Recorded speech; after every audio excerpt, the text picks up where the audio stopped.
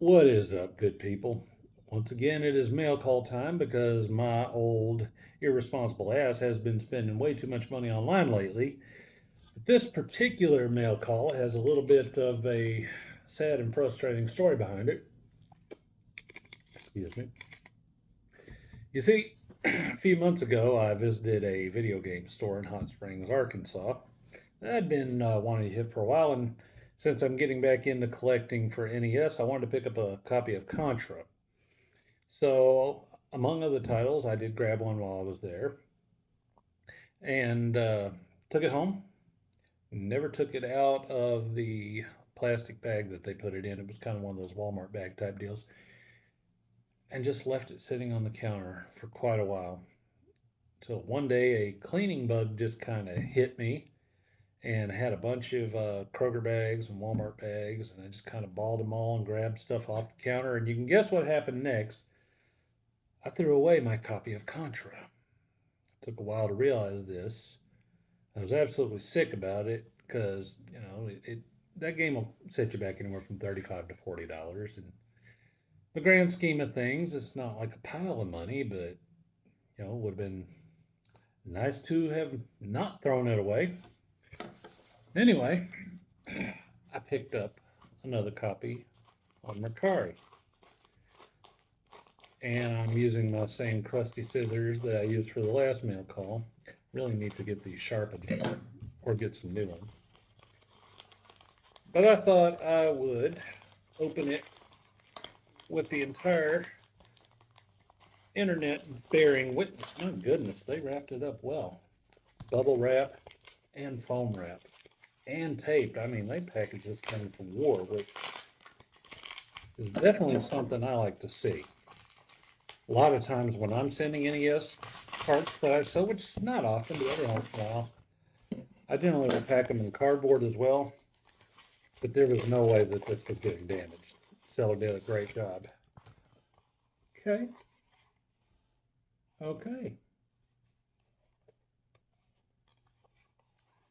It's in pretty good shape. Pins don't look to be dusty or corroded. Sticker's in pretty great shape. Peeling away just a tiny, tiny bit right there, but not a big deal. This was one of my absolute favorite games growing up.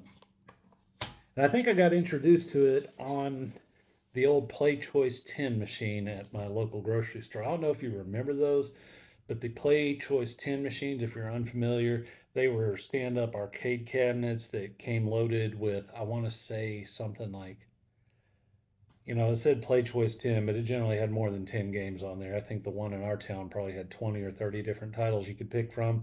And you would put a quarter in, and each quarter bought you like a certain allotment of time. I want to say something like 5 minutes per quarter. Anyway, fell in love with Contra.